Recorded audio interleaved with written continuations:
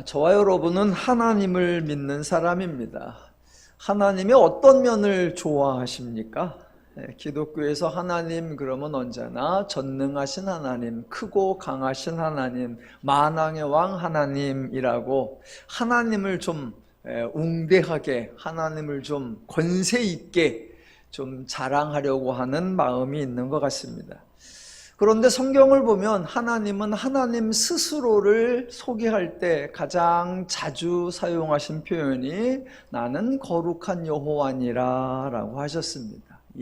하나님이 가장 강조했던 건 나는 크다, 나는 세다, 나는 강하다, 나는 능력이 있다 이게 아니라 나는 다르다라는 거였습니다.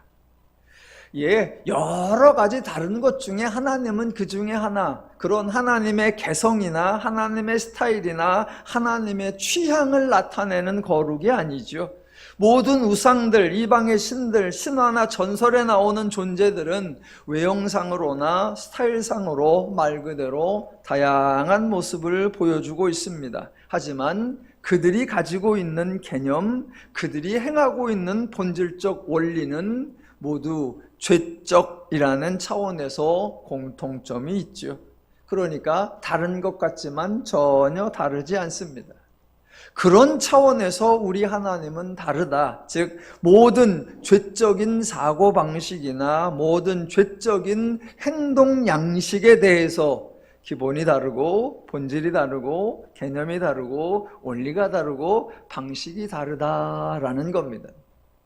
그러니까 하나님이 거룩하시니까 기독교도 거룩하죠. 하나님이 죄와 다르니까 기독교나 교회의 모든 내용도 양식도 다 죄와 다른 겁니다. 그래서 오늘날 사람들이 기독교를 보면 좀 달라라고 해야 되는데 그 다름을 좀 기독교가 보여주지 못하는 것 같아요. 설교도 마찬가지예요. 누군가 들으면 기독교의 메시지는 매우 독특해, 일반적인 내용하고는 달라, 이런 소리를 들어야 하는데 목사님의 말씀이나 신부님 말씀이나 선생님 말씀이나 다 착하게 살자는 거지, 다 열심히 살자는 거지, 이 다름이 드러나지 않는 것 같아요. 그래서 저는 그게 좀 속상하고 하나님의 거룩하심, 기독교의 거룩하심을 자꾸 설명하려고 애를 씁니다. 하나님은 거룩하신 분이라 세상에서 유례를 찾아볼 수가 없습니다. 하나님과 유사한 그런 사례가 없습니다. 인류 역사에서 언제 어디서 누구에게서든 하나님과 비슷한 경우를 찾아볼 수가 없어요. 하나님이 누구를 흉내낸 적도 없고 모방한 적도 없고 하나님이 누구를 따라한 적도 없습니다. 마찬가지로 누구라도 하나님을 흉내낸 적이 없고 하나님을 모방한 적이 없고 하나님을 따라한 적이 없습니다. 죄인들의 사고방식과 하나님의 사고방식이 본질적으로 다르니까 죄인들에게 하나님을 설명할 방법이 없습니다. 학교에서, 대학교에서 학위 논문을 쓰면 그 논문에 꼭 필요한 게 각주입니다. 대부분 참고 문헌이나 관련된 자료들을 첨부하는 거죠. 그래야 주장하는 바에 설득력이 있다라고 말을 합니다. 학위 논문을 쓰려고 하면 교수님이 제일 먼저 강조하는 게 뭐냐면 논문은 독창성이 있어야 돼. 남이 하지 않는 얘기를 하는 그런 창의적인 주제, 창의적인 내용이어야 해 라고 합니다. 그래서 독창적인 얘기를 하려고 하면 꼭 너만 얘기하면 안 돼. 다른 사람이 얘기한 여러 자료들, 여러 근거들을 가져와야 돼. 창의적으로 하라면서 다른 사람 걸 가져오래. 다른 사람 걸 가져오면 창의적이지 않대. 제가 그게 화가 나서 논문을 안 썼잖아요. 제가 못 쓴 게 아닙니다. 성질나서 안 쓴 거예요. 학문은 그렇게 하는 거예요. 그 학문적인 방식이 하나님에게는 전혀 적용이 되지 않는 거예요. 왜? 하나님과 유사한 사례를 그 어디에서도 그 누구에게도 그 언제든지 비슷하다라고 소개할 근거가 없습니다. 그래서 성경에 나오는 하나님의 사역은 대부분 계시 사역이에요. 하나님 스스로 하나님을 나타내고 보여주고 드러내고 가르쳐주고 알려주는 거예요. 이 계시 사역 자체도 매우 거룩한 거예요. 다른 거예요. 신이 자신을 계시한다는 개념 타종교에는 없습니다. 왜냐하면 타종교에서는 신이 신비주의적 자세를 취하기 때문이에요. 신이 이렇게 생각해요. 알려지면, 자기가 공개되면 자기가 수준이 낮아지고 자기의 신비감이 떨어진다라고 생각을 해요. 그래서 신들은 늘 숨어 있고 신에 관한 내용들이 대부분 비밀입니다. 신이 자기의 뜻을 말해주지 않고 도리어 사람들에게 신의 뜻을 알아내라라고 합니다. 예, 참으로 신들이 고약합니다. 인간들을 못살게 구는 아주 나쁜 신들이에요. 우리 하나님이 계시하신다, 이게 얼마나 감사한지, 하나님이 스스로 자기에 대하여 다 드러내주시는 것이 우리의 수고를 얼마나 덜어주고 있는지 참으로 감사한 일입니다. 자, 하나님이 죄인들에게 하나님에 대한 계시 사역을 행하셨는데 죄인들의 반응이 뭐였냐면 이게 뭐지? 였습니다. 왜냐하면 하나님에 대하여 죄인들은 본 적이 없고 들어본 적이 없고 경험해 본 적이 없기 때문입니다. 그래서 하나님이 계시를 행하시면 사람들이 이야, 기이하다, 놀랍다, 신비하다, 경이롭다, 와, 특이하다, 새롭다라고 했어요. 그렇게 하고 그 다음에 중요한데, 이야, 기이하고 신비하니까 정말 좋다라고 한 것이 아니라, 이야, 이거 특이하고 새로워서 이거 어색하다, 이거 낯설다, 이거 적응이 안 돼 라고 해버렸습니다. 왜요? 자기들 생각, 자기들 이해, 자기들의 인식을 넘어가는 거였기 때문에 어떻게 해야 하고 어떻게 수용해야 할지를 몰라서 거부했습니다. 하나님이 정말 다양한 종류의 사역을 다양한 패턴으로 풍성하게 보여주고 알려주었지만 결과는 아무도 하나님을 이해하지 못했습니다. 죄인들이 하나님을 모르니까 하나님이 직접 하나님을 알려주려고 계시 사역을 행한 거였는데 구약에서 확인이 되었든 복음서에서 확인이 되었든 모든 수단과 방법을 동원해도 죄인이 하나님을 알아차리지 못합니다. 말로 설명해 주어도 못 알아듣고 이적과 기적을 행해도 이해를 못하고 자신들을 위해 온갖 수고를 다 해주어도 결국은 죽이겠다고 나설 뿐이었습니다. 여러분, 그 정도면 더 이상 무엇을 어떻게 얼마나 해야 하죠? 예, 죄인들에게 하나님을 알게 하는 방법은 존재하지 않습니다. 그래서 기독교는 죄인들에게 하나님에 대하여 생각하라, 묵상하라, 연구하라, 고민하라, 하나님에 대하여 찾으라, 구하라, 이해하라, 배우라 라고 말하지 않습니다. 대신 기독교에서는 타종교에서는 전혀 사용하지 않는 아주 독특한 표현을 사용합니다. 그 표현이 뭐냐면 바로 믿음이라고 하는 표현입니다.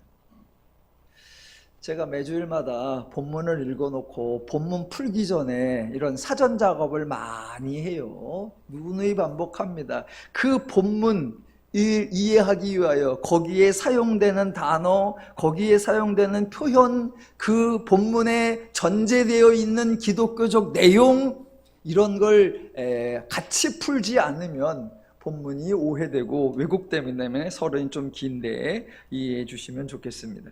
자, 성경에 믿음이라는 단어가 나옵니다. 믿음이라는 단어. 그랬더니 대부분 성도님들이 뭐라고 하느냐? 아, 그렇지, 믿어야 해, 예수를 믿어야 구원받는다 라고 주장을 하면서 옆에 있는 사람들에게 툭 하면 믿으십니까? 그 믿음이 진짜입니까? 확실합니까? 라고, 또는 조금 믿는지 않는 것 같은 분들에게 믿으셔야 됩니다, 받아들이셔야 됩니다 라고 합니다. 믿음이라는 용어를 그렇게 사용하고 있는 게 성경이 믿음이라는 용어를 사용하는 것에 대한 오해예요. 자, 구약에는 믿음과 관련된 표현이 거의 나오지 않습니다. 왜냐하면 구약에는 계시 사역이 진행되고 있었기 때문입니다. 하나님이 보여주고 들려주고 알려주면서 이해하겠니? 알아듣겠니? 깨닫겠니? 이렇게 물어야지, 보여주고 들려주고 알려주면서 믿니? 이럴 리는 없으니까. 구약에는 믿음이라는 표현이 거의 나오지 않습니다. 그런데 계시 사역의 결과 하나님을 배우지 못한다는 것, 어떤 설명, 어떤 이적과 기적을 보여주어도 죄인들이 하나님을 이해하지 못한다는 것이 확인이 되었습니다. 그래서 드디어 복음서에서 예수님이 사용하기 시작한 단어가 바로 믿음이라는 단어고, 너희가 믿느냐라는, 또는 믿음이 적은 자들아, 이런 표현들입니다. 예수님이 너희가 믿느냐라고 말씀하신다고 해서 사람들이 믿는지 안 믿는지를 질문하는 것이 아닙니다. 예수님이 너희가 믿느냐라고 하니까 사람들이 모두 다 믿습니다라고 대답했지, 저는 못 믿겠습니다라고 대답한 사람은 없습니다. 그런데 믿는다고 대답한 사람들이 모두 예수를 죽이는 일에 참여했습니다. 이런 믿음이 무슨 의미가 있습니까? 그러니까 예수님이 믿음을 언급하신 것은 우리에게 믿음이 있어야 한다라고 강조한 것도 아니고, 믿느냐라고 질문하신 것도 전혀 아닙니다. 자, 우리가 믿는가 안 믿는가 내 쪽에서 생각하지 말고 하나님의 관점에서, 예수님의 관점에서 왜 믿음이라는 표현을 사용하시는가, 그 관점에서 생각해 보시기 바랍니다. 자, 죄인들이 있고 그들에게 하나님을 계시하셨습니다. 말로 설명도 하셨고 이적과 기적도 보여주셨고 수십 년 동안, 수백 년 동안 수십 수백 가지의 사역을 통해 체험까지 시켜주었는데도 도무지 배우지를 못합니다. 그러면 그 다음엔 어떻게 해야 되죠? 보여주고 들려주고 알려주었는데도 저들이 도무지 이해를 못합니다. 그러면 하나님이 이제는 논리도 필요 없고 검증도 필요 없고 이해도 필요 없고 설득도 필요 없는 개인의 신념의 단계로 넘어갑니까? 알려주어도 못 알아들으니까 이제 계시도 필요 없고 누군가에게 설명할 필요도 없고 그저 자기 혼자만의 생각이나 의지나 각오의 단계로 넘어갑니까? 그래서 그동안 했던 계시는 싹 무시하고 밑도 끝도 없이 믿음이 중요하다, 네가 믿느냐라고 하시냐고요. 전혀 그렇지 않습니다. 여러분, 믿음이 등장한 이유를 생각하셔야 됩니다. 하나님의 계시가 부족한 것이 아니라 저들이 죄인이라 하나님을 이해할 수 있는 하나님의 영이 없었습니다. 죄인인 상태에서는 하나님을 도무지 수용할 수가 없었습니다. 하나님의 입장에서 반드시 계시를 해서 죄인들에게 죄를 이기고 하나님의 복락을 누리게 하고 싶은데 죄의 문제를 해결하지 않고는 계시가 이루어질 수 없습니다. 그런 상황에서 하나님이 어떻게 하십니까? 그래, 너희들로서는 방법이 없다. 너희들의 존재가 그러한 상태에서는 더 이상의 방법이 없다. 그러니 너희가 할 수 없는 일 나는 할 수 있으니 내가 해줄게. 내가 너희를 가능하게 해줄게. 너희 존재를 변화시키고 너희에게 이 계시가 이해되고 납득될 수 있게 내가 만들어 줄게. 이런 의도로 사용하신 단어가 믿음이라는 단어입니다. 그러니까 믿음은, 내가 믿느냐라고 하는 말은 죄인을 검증하는 질문이 아니라 내가 해줄게 라는 하나님의 선포적 말씀인 것입니다. 그러니까 성경을 볼 때마다 이런 과정이 필요해요. 믿음이라는 단어가 나오면 왜 이 단어가 나왔을까? 구약에서는 안 나오다가 신약에서는 왜 나올까? 왜 그 말씀을 하나님이 하실까? 개인이 믿는지 안 믿는지 그 여부를 중요시 여길 것 같으면 뭐하러 구약부터 계시를 그렇게 했던가? 그런 흐름 속에서 하나님이 이 말씀을 하신 이유는 이거구나라는 걸 알아차려야 합니다. 마찬가지로 오늘 히브리서에서 중요한 건, 제일 중요한 게 히브리서 1장 1절과 2절이었어요. 다시 한번 볼게요. 옛적에 선지자들을 통하여 여러 부분과 여러 모양으로 우리 조상들에게 말씀하신 하나님이 이 모든 날 마지막에는 아들을 통하여 우리에게 말씀하셨으니입니다. 이 구절을 읽으면 저와 여러분이 당연히 궁금해야 합니다. 왜 하나님은 옛적에는 선지자들을 통하여 말씀하시고 모든 날 마지막에는 아들을 통하여 말씀하셨을까? 왜 이런 순서로, 왜 이런 절차로, 왜 이런 과정으로 일을 하셨을까? 아들이 그렇게 소중했다면 왜 처음부터 아들을 내세우지 않았을까? 하나님이 이런 방식으로 일하신 의도가 무엇이었을까? 여러분이 일주일 내내 고된 세상의 삶을 사시다가 마음 편하려고 위로받으려고 왔는데 고민하라고 그래서 죄송합니다. 고민하지 마시고 그냥 계십시오. 제가 고민한 거를 알려드릴게요. 히브리서 기자는 참 친절한 사람이에요. 자기가 선언을 한 내용 자기가 다 풀어서 설명을 해줘요. 그래서 히브리서 기자의 내용을 잘 따라가면 하나하나씩 풀리게 되어 있습니다. 자, 하나님이 옛적에는 선지자들을 통하여 마지막 날에는 아들을 통하여 일하신다, 이런 순서를 정하셨고 하나님이 그 순서대로 일하셨습니다. 그런 순서를 고민하신 분도 하나님이시고 그 순서대로 일하시는 분도 하나님이십니다. 자, 하나님이 이렇게 일해 오셨다, 이런 순서를 계획하고 이렇게 일해 오셨다는 것은 하나님이 구약에서 계시 사역을 행할 때 사람들이 알아듣지 못할 것도 이미 알고 계셨다는 거예요. 그래서 하나님은 구약의 이스라엘이 하나님을 잊고 버리고 떠나도 당황하지 않으셨고, 이스라엘이 하나님을 잊고 버리고 떠나도 배신감을 느끼지 않으셨고, 이스라엘 하나님을 잊고 버리고 떠나도 백성들에게 화내지 않으셨고 징계나 형벌을 내리지 않으셨습니다. 왜요? 그럴 줄 아셨으니까. 그럴 줄 아셔서 미리 그 다음 사역도 다 예정을 해 놓으셨었어요. 이와 같이 하나님은 이 모든 것을 아시고 하나님은 이 모든 것을 직접 행하실 능력이 있다, 하나님이 행하실 거다라는 걸 설명해 주는 구절이 그 유명한 히브리서 4장 12절과 13절이에요. 한번 읽어볼게요.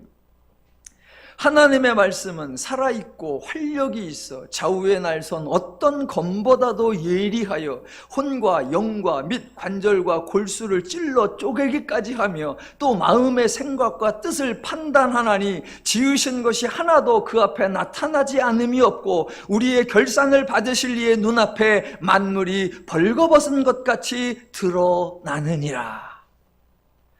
저는 이 구절이 너무 멋있습니다. 여러분, 이런 말씀을 누가 할 수 있습니까? 사람이 할 수 있는 말이 아니에요. 사람이 경험하여 알 수 있는 영역을 넘어가는 차원이니까 이 말씀은 하나님이 하시는 말씀입니다. 자, 하나님의 말씀은 살았고 운동력이 있고 하나님의 말씀은 너희를 다 알고 있고 하나님 앞에는 감추어진 것이 없고 하나님 앞에는 모든 것이 다 드러난다라고 해요. 이 말씀을 왜 한다고요? 혼자 하나님의 능력을 과시하는 거면 자랑질이라고 했습니다. 그런데 이렇게 하나님의 말씀을 소개하는 이유가 뭐냐? 자, 이것을 하나님의 입장에서, 하나님의 관점에서 설명을 해보면 이렇게 되는 겁니다.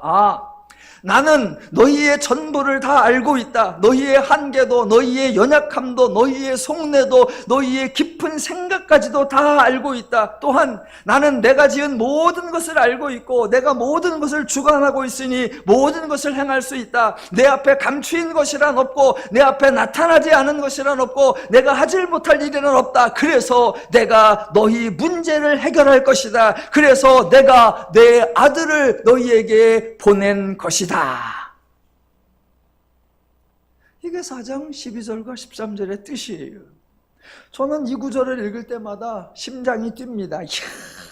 말씀의 내용이 너무 심오하고 이 구절을 담대하게 선포하시는 하나님의 표정이 눈에 보이는 것 같아서 읽을 때마다 너무 행복해요.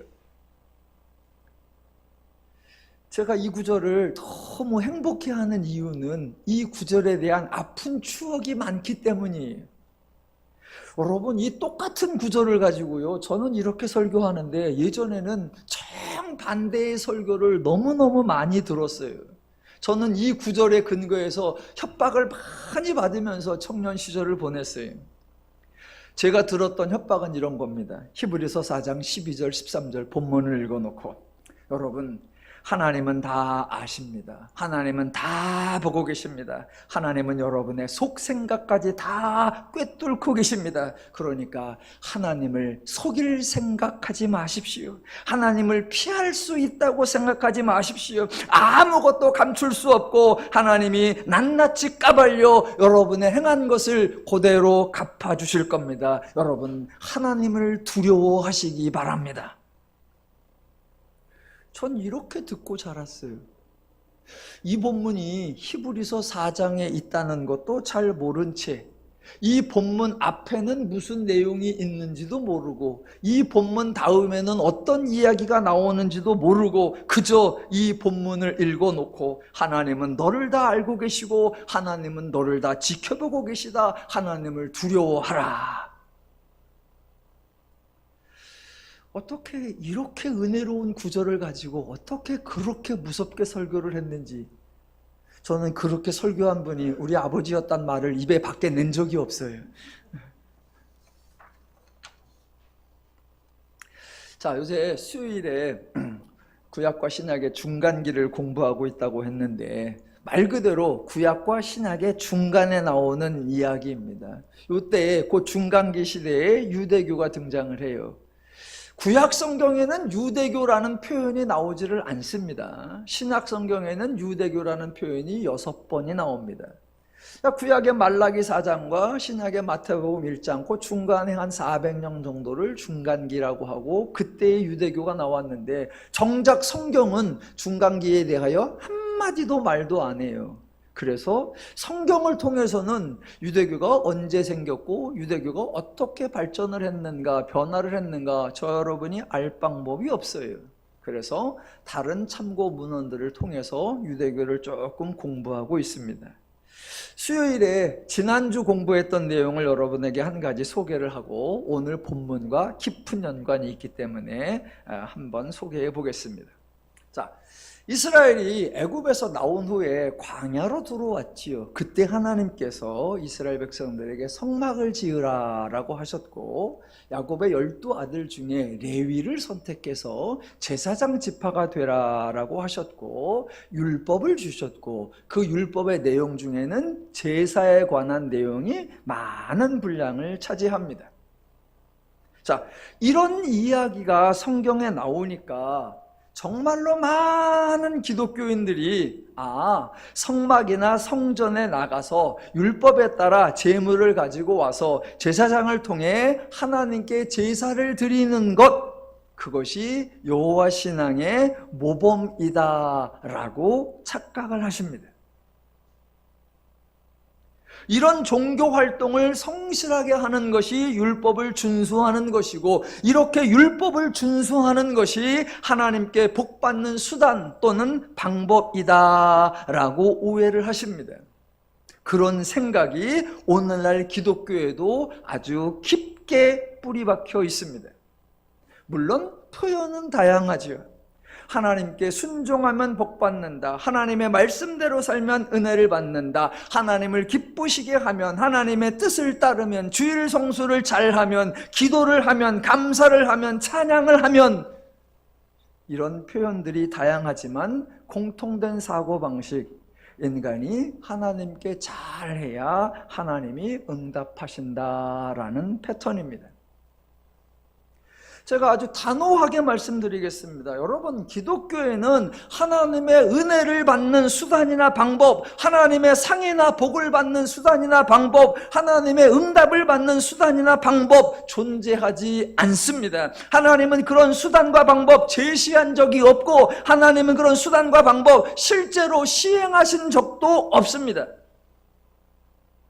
물론 구약에서 하나님이 성막을 지으라고 하셨고 제사장을 세웠고 제사를 드리라 라고 하셨습니다.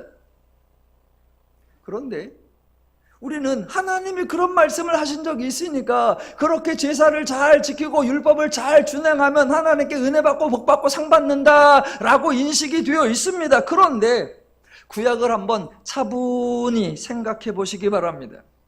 이스라엘 백성 중에 제가 하나님께 제사를 신실하게 드렸더니 하나님께서 큰 복을 주셨습니다 라고 말하는 사람이나 그런 사례를 보신 적이 있습니까? 저와 여러분이 알고 있는 사람 중에, 유명하다고 하는 사람 중에, 훌륭하다고 하는 사람 중에, 하나님께 쓰임받았다고 하는 사람 중에, 구약에 나오는 하나님의 부름받았다고 하는 사람들 중에 단 한 명이라도, 단 한 번이라도 제가 하나님께 예물을 잘 드려서 하나님께 큰 은혜를 받았습니다 라고 말하는 경우가 있냐고요? 없습니다. 구약이든 복음서이든 사도행전이든 여호와 신앙과 관련된 사람 중에 나는 이렇게 해서 하나님께 상을 받았다, 나는 이렇게 해서 하나님께 복을 받았다 라고 말하는 경우는 없습니다. 없어요. 제가 없다고 할 때 묻어가지 마시고 직접 한번 생각을 해보시고, 생각이 잘 안 나시면 매주 토요일 오전 9시 30분에 성경 통독에 나오시면 함께 확인하실 수 있습니다. 성경 등장인물 중에 본인이 그런 말을 한 사람이 없고 주변 사람들 중에 그런 말을 한 사람도 없습니다. 오직 오늘날 목사들만 그런 소리를 할 뿐, 오늘 간증한다고 하는 사람들만 그런 소리를 할 뿐 성경에는 그런 말이 나오지 않습니다. 못 믿으실까봐 한 사람의 고백만 확인해 드리겠습니다. 그 유명한 바울이라고 하는 사람이 디모데에게 편지를 할 때 자기를 이렇게 소개합니다. 디모데전서 1장 12절과 13절. 나를 능하게 하신 그리스도 예수 우리 주께 감사함은 나를 충성되이 여겨 내게 직분을 맡기심이니 내가 전에는 비방자요 박해자요 폭행자였으나 도리어 긍휼을 얻었느니라. 반대로 가면 안 됩니다. 내가 신실한 자였더니, 내가 거룩한 자였더니, 내가 의로운 자였더니, 내가 충성된 자였더니, 내가 헌신하는 자였더니 하나님께서 나를 미쁘게 여기사 나에게 상과 은혜와 복을 주셨다. 아니요. 바울은 정반대로 고백합니다. 아니죠. 그냥 사실대로죠. 나는 전에는 비방자요 박해자요 회방 폭행자였다. 그러나 하나님이 나를 충성되이 여겨. 하나님의 성막을 짓게 하고 율법을 주시고 제사를 언급하셨지만 그것을 은혜 받고 복 받는 수단이나 방법으로 주시지 않았습니다. 그거 하나님의 일하심, 하나님의 사역에서도 확인이 됩니다. 사사기 시대에 이스라엘이 하나님을 버리고 떠났지요. 그러니까 자기들이 위험에 처했습니다. 그래서 하나님께로 돌아와 성막으로 돌아와 제사를 드린 적이 있습니까? 없습니다. 그런데 하나님은 사사를 세워 이스라엘을 구원하셨습니다.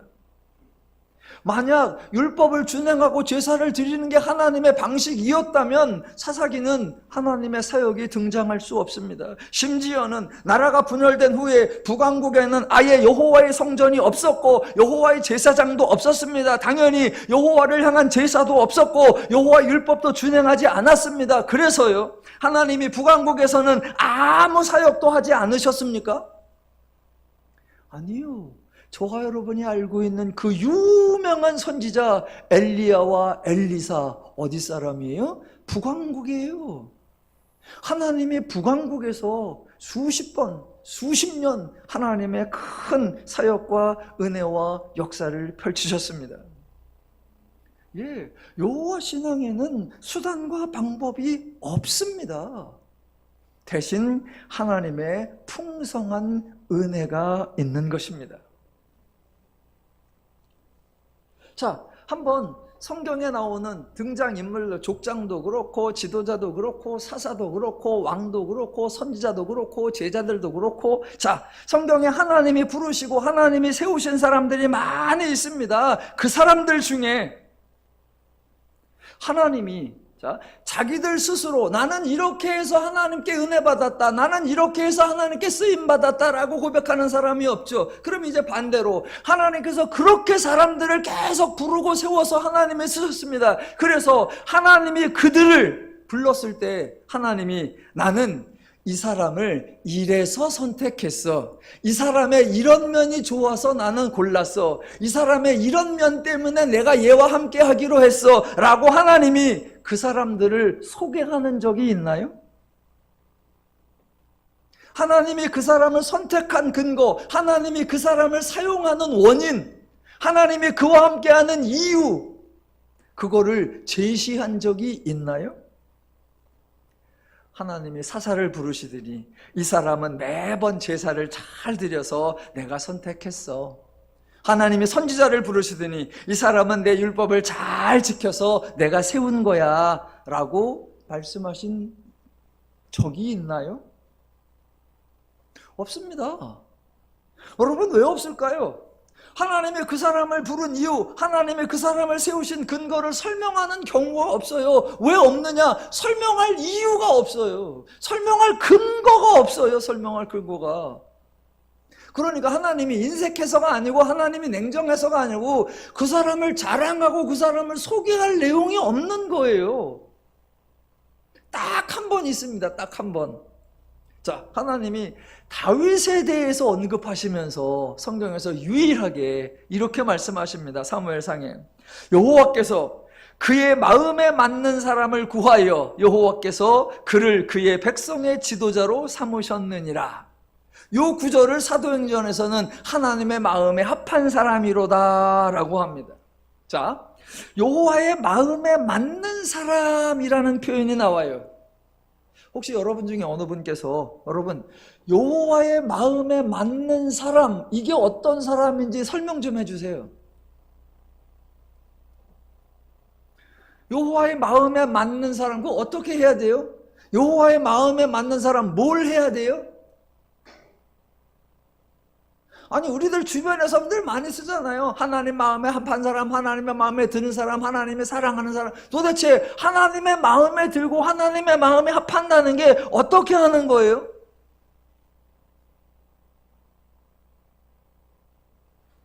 여러분, 율법에는 여호와의 마음에 맞으면 하나님이 복 주신다, 그런 내용 없습니다.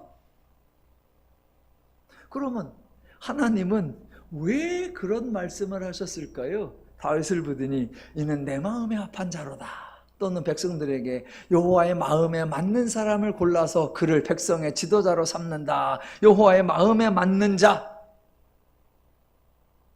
예, 하나님이 이 말씀을 하셨어요. 왜 이 말씀을 하셨느냐? 그 이유는 율법을 근거로 해서는 다윗을 설명할 수가 없기 때문에, 다윗의 행동으로는 다윗을 선택할 근거가 없기 때문에, 그러니까 율법과 무관해야 되고 다윗과 무관하게 다윗을 설명해야 돼요. 그래서 하시는 말씀이 나는 제 율법을 지켰는지 안 했는지 신경 쓰지도 않고, 제가 제사를 드렸는지 안 드렸는지 신경 쓰지 않고, 제가 온유하고 겸손한지 신실한지 그것도 신경도 안 써. 그걸 따지면 자격이 아무도 없어. 근데 내가 얘기를 써. 왜? 내 맘에 들어. 끝. 그거예요. 왜 내 마음에 들었다라고 하냐면, 저를 봐서는 자격이 안 돼. 저의 자세, 태도, 행동 그것으로는 도무지 맞지를 않아. 그런 걸로는 이야기를 할 수가 없어. 그냥 내 마음에 들었어, 내가 하기로 했어, 끝. 그게 하나님의 마음에 합했다예요. 사람에는 방법이 있고 사람으로선 수단이 없고 사람으로선 자격이 없고 사람으로선 근거가 없다. 그래서 하나님이 하시기로 한 거다. 그 표현이에요. 그런데 우리들은 또 새로운 방법론을 만들어내요.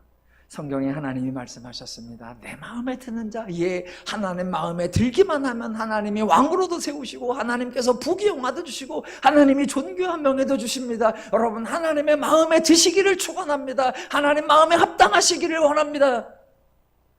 아니, 그런 게 아니라는 설명을 했더니 그거를 기가 막히게 왜곡과 편지를 만들어내서 새로운 방법을 만들어내.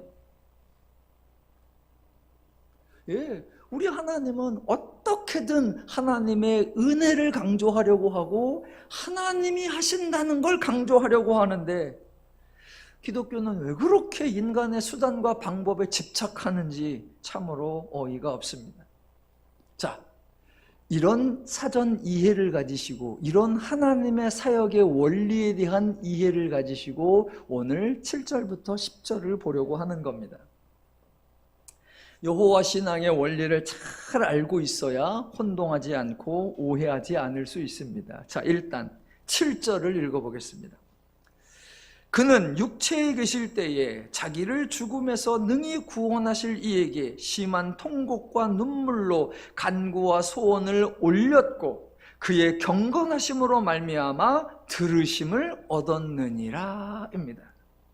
오늘 설교 제목이 올렸고 얻었느니라예요.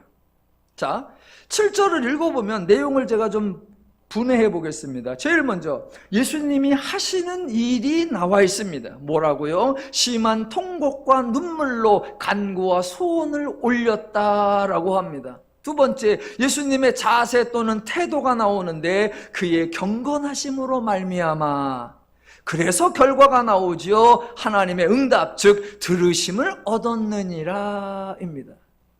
요렇게 보이니까 아멘이 나왔으면 안 되는데 잘 보세요. 자, 그렇게 생각을 하니까 대부분이 7절을 이렇게 이해하는 거예요. 예수님의 이런 행동이 있었고 예수님의 이런 태도가 있었으니까 하나님이 이렇게 응답하신 거구나 라고요. 그래서 우리도 이렇게 통곡과 눈물로 간구와 소원을 올리고 늘 경건하게 살면 하나님이 축복하실 것입니다 라고 교훈을 하는 거예요. 그런데 마치 그렇게 쓰여 있는 것처럼 보여요. 그런 의미가 아닙니다. 하나 더 볼게요. 자, 8절부터 10절. 자, 8절부터 보시면 그가 아들이시면서도 받으신 고난으로 순종함을 배워서 온전하게 되셨은즉 자기에게 순종하는 모든 자에게 영원한 구원의 근원이 되시고 하나님께 멜기세덱의 반차를 따른 대제사장이라 칭함을 얻으셨느니라 입니다. 이것도 제일 먼저 뭐가 나오느냐? 예수님의 행하신 일이 나오죠. 뭐라고요? 아들이면서도 고난으로 순종함을 배웠다. 그래서 온전하게 되셔서 그래서 모든 자에게 영원한 구원의 근원이 되셨다. 그랬더니 결과가 나오는데 뭐라고 나옵니까? 하나님께 멜기세덱의 반차를 따른 대제사장이라 칭함을 받으셨느니라 입니다. 겉봐라, 딱딱딱 들어맞잖아. 예수가 이런 행동을 하니까 하나님께서 그렇게 응답하시고 예수가 이런 태도를 보이시니까 하나님께서 그렇게 칭해 주셨잖아 입니다. 그렇게 생각을 하니까 설교에서 멋진 교훈이 만들어지죠. 이런 설교 맨날 들어보셨잖아요. 여러분, 세상에는 공짜가 없습니다. 하물며 하나님께는 더더욱 그렇습니다. 보십시오. 예수님마저도, 아들마저도 이렇게 고난을 받고 순종을 해서 온전하게 되셨습니다. 이렇게 헌신하고 희생하고 순종을 하니까 하나님께서 예수님에게 멜기세덱의 반차를 따르는 대제사장이라는 칭함을 주신 겁니다. 하나님이 아무에게나 은혜를 주시고 복을 주시고 그러지 않습니다. 물론 하나님이 복을 주시고 은혜를 주십니다만 결코 값싼 은혜가 아니고 아무렇게나 받을 수 있는 은혜가 아닙니다. 복을 받고 싶으십니까? 복 받을 일을 하십시오. 이런 설교가 난무하는 거예요. 하나님의 성품도 왜곡하고 하나님의 은혜도 왜곡하는 설교가 쏟아지는 겁니다. 그런데 하나님의 원리는 그런 패턴이 아니에요. 그런 이야기에는 인간의 수고가 강조될 뿐 하나님의 은혜가 등장하지 않습니다. 인간의 공로가 드러날 뿐 하나님의 은혜가 드러나지 않습니다.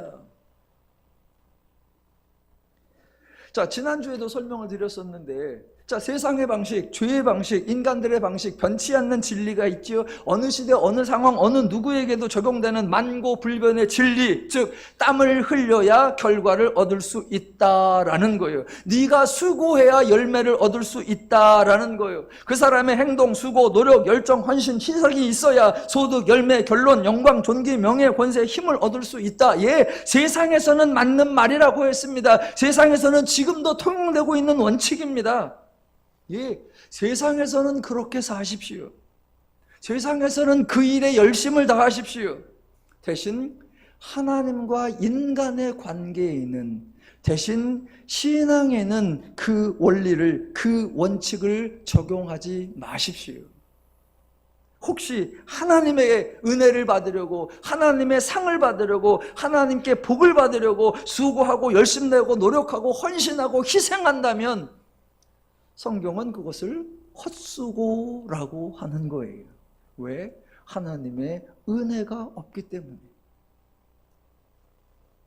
자, 5장 7절로 10절이 마치 예수가 육체에 계실 때 행했던 다양한 일들이 근거가 되어서 하나님께 들으심을 얻었고, 그래서 구원자가 되고, 그래서 멜기세덱의 반차를 따른 대사장이 되었다라는 설명처럼 보입니다. 하지만 전혀 그런 의도가 아닙니다. 세상의 방식이 하나님에게 적용이 되지 않습니다. 세상의 어떤 사람을 소개하는 방식이 예수님에게는 적용되지 않습니다. 세상의 어떤 사역, 어떤 역할을 소개하고 설명하는 방식이 아들의 사역, 그리스도의 사역에는 적용되지 않습니다.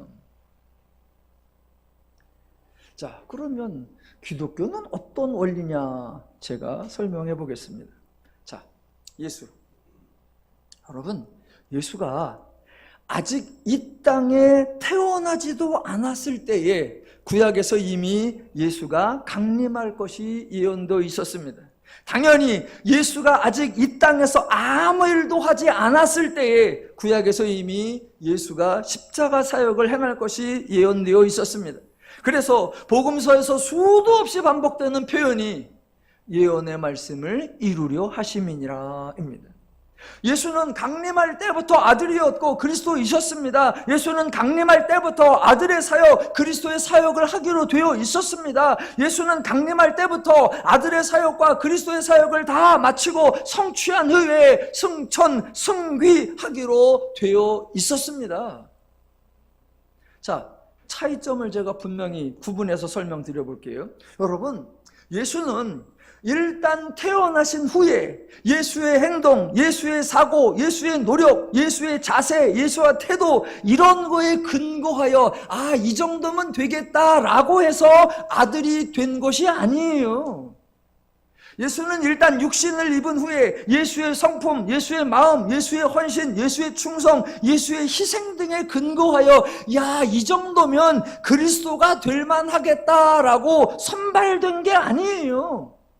예수는 일단 이 땅에 머물 때에 예수의 심각한 통곡, 눈물, 간구와 소원, 경건하심으로 말미암아 이 정도는 들으심을 받아도 되겠다라고 해서 하나님이 들어주신 거 아니에요.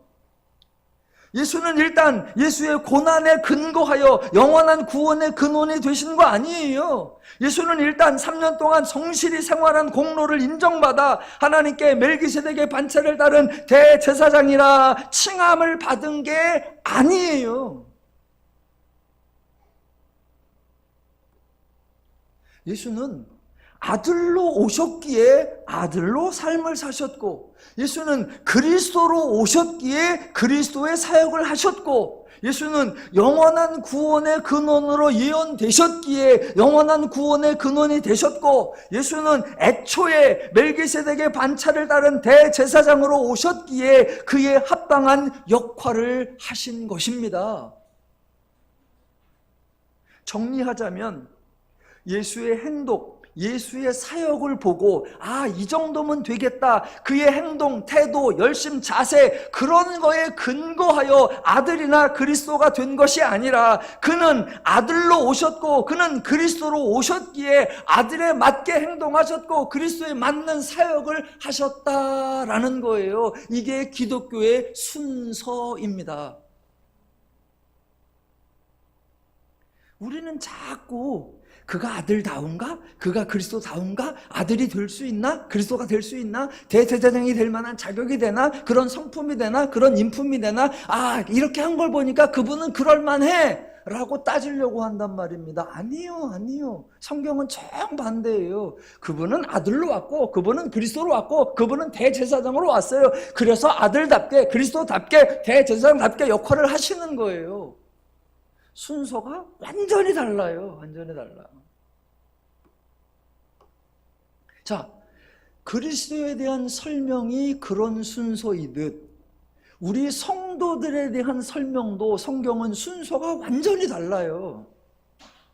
세상은 존재의 변화에 대해서는 어떤 말도 하지 않습니다. 왜? 어느 누구도 존재를 변화시킬 수 없기 때문에.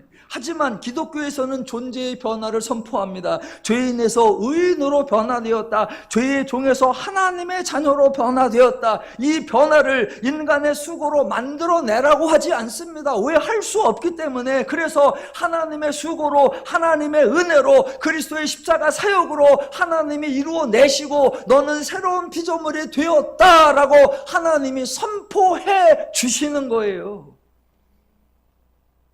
세상에서는 이런 선포가 존재할 수 없습니다. 왜? 세상은 저 사람을 새로운 존재로 만들어낼 생각도 없고 능력도 없어. 하지도 못해. 오직 기독교에서만 너는 죄인이었는데, 너는 네 문제를 해결할 수 없었는데 너를 속속들이 잘 하시는 하나님이, 너를 사랑하셔서 너를 위해 일하시기로 작정하시는 하나님이 아들을, 예수를 그리스도로 보내어 그로 하여금 십자가 사역을 하게 하고 그 결과로 내가 성도가 되게 하였다. 너는 하나님의 자녀고 너는 하나님의 성도고 너는 새로운 피조물이다 라고 성경이 선언해 주는 거예요. 이건 오직 기독교에만 있는 하나님만이 하시는 선포입니다. 그렇게 선포하시고 이제 성도에게 권고하시는 거죠. 내가 너를 새로운 존재로 만들어 놓았으니, 내가 너를 성도로 삼았으니, 너를 하나님의 자녀로 되게 했으니 이제 성도답게 살아라. 하나님의 자녀답게 살아라. 하나님 나라의 분복을 누리면서 살아라 라고 하는 거예요. 하나님이 성도를 새로운 피조물로 만들어 놓았기 때문에 그 성도에 대하여 하나님은 다른 말씀을 하지 않아요. 네가 참 성도냐? 네가 거짓 성도냐? 네가 참 그리스도인이냐? 네가 거짓 그리스도인이냐? 말하지 않습니다. 너 행동을 보니까 네 믿음이 아닌 것 같아. 너 하는 꼬라지를 보니까 너 성도 아닌 것 같아. 이런 말도 아예 안 하는 거예요. 아예 안 해. 저에게 왜 제 영성을 걱정해서 큐티를 보내시는 분들이 늘 제목이 그거냐고. 우리 중에는 참 성도와 거짓 성도가 있습니다. 여러분은 어느 쪽이십니까? 제가 성경의 초점 때 그런 얘기 했잖아요. 그런 거 아니다. 어떤 분이 교회를 열심히 다니셨어요. 권사님도 되셨어. 그래갖고 교회를 참 섬기고 잘하셨는데 어느 날 교회에 큰 시험이 들었어요. A씨 교회도 세상하고 똑같네. A씨 목사도 다를 바가 없네. 시험이 들어가지고 교회를 안 나와. 그러니까 허전하니까 아이고 어디 딴 데라도 가보자. 그래서 사찰에 다니셔. 라고 사찰에서 보살님이 되셨어.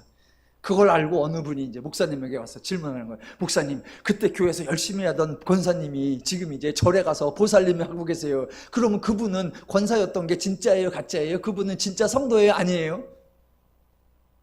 그런 질문을 하는 것 자체가 기독교적이지 않아요. 그런데 또 거기서 목사님이 대답해 주시죠. 뭐라고? 지금 거기 가 있는 거 보니까 예전에 그가 하나님을 만난 적이 없다. 그의 믿음이 다 가짜였고 그가 성도됨을 확신을 못했으니 그게 구원은 가짜다. 그러냐고. 그러다가 몇 년이 지났어. 절에 가서 보살 생활 하다 보니까 거기도 더럽기가 한이 없고 스님도 추잡하기가 한이 없어. 그래서 에이씨 거기보다는 그래도 목사님이 더 낫겠다. 그래서 다시 왔어. 그럼 이제 뭐라 그래? 온 거 보니까 진짜다 그래? 왜 자꾸 그리스도의 사역에 근거하여 그를 향한 선포를 하려고 하지 않고 그의 행동에 근거하여 그를 판단하고 그를 구별하려고 하냐고요. 기독교의 나의 나됨은 하나님의 은혜로다. 나의 성도됨은 십자가의 은혜로다. 이게 기독교예요. 이게 기독교. 예, 저와 여러분의 수고와 노력으로 새로운 피조물 된 거 아닙니다. 하나님의 은혜로 새로운 피조물이라 라고 선포를 받은 겁니다. 그래서 성도가 되었으니 성도답게 살아라 라고 성경이 부탁하는 거예요. 이거 복음서에서도 이미 예수님께서 이런 기독교의 원리, 이런 하나님의 원리를 강력하게 말씀하신 적이 있어요. 마태복음 7장 16절 이렇게 나오죠. 그들의 열매로 그들을 알지니 가시나무에서 포도를 또는 엉겅퀴에서 무화과를 따겠느냐. 이와 같이 좋은 나무마다 아름다운 열매를 맺고 못된 나무가 못된 나무가 나쁜 열매를 맺나니 좋은 나무가 나쁜 열매를 맺을 수 없고 못된 나무가 아름다운 열매를 맺을 수 없느니라. 보세요. 가시나무가 노력한다고 포도나무가 될 수 있습니까? 엉겅퀴가 정성을 다하고 수고한다고 무화과 나무가 될 수 있습니까? 존재는 스스로 존재를 바꿀 수 없습니다. 그의 존재됨을 바꾸어 주는 거, 그게 하나님의 역할이고 그게 하나님의 사역이고 그게 하나님의 책임입니다. 그래서 하나님이 해 주신 거예요. 죄인이 수고하지 않았어도 죄인을 의인으로, 죄인이 충성하지 않았어도 죄의 종을 하나님의 백성으로 하나님이 변화시켜 주신 것입니다. 그래서 우리는 그것을 하나님의 은혜라고 하고, 그 사역을 위하여 아들로 오신 예수, 그 사역을 위하여 그리스도로 오신 예수, 그 사역을 위하여 멜기세덱의 반차를 따른 대제사장으로 오신 예수가 그 사역을 행하셨다라고 강조하는 게 히브리서예요. 예. 그래서 저와 여러분은 구원받은 하나님의 성도이십니다. 그래서 저와 여러분은 은혜받은 하나님의 자녀이십니다. 예, 스스로 성도됨을 의심하지 마시고, 누군가 여러분의 성도됨을 의심하고 흔들려고 해도 흔들리지 마시기 바랍니다. 대신 바라옵기는 성도됨에 담겨있는 하나님의 복락들, 하나님의 자녀됨에 담겨있는 하나님 나라에 속한 하나님의 풍성한 복락들을 누리며 사시기를 바랍니다. 이미 받은 복을 누리시고 또 필요한 것이 있으면 하나님께 구해서 하나님의 치유도 받아서 누리시고, 하나님의 공급도 받아서 누리시고, 하나님의 인도함도 받아서 누리시고, 하나님의 돌보심도 받아서 누리시고, 하나님으로 인해 항상 기뻐하고 범사에 감사한 행복한 삶을 풍성히 누리시기를 주님의 이름으로 축원합니다. 기도하겠습니다.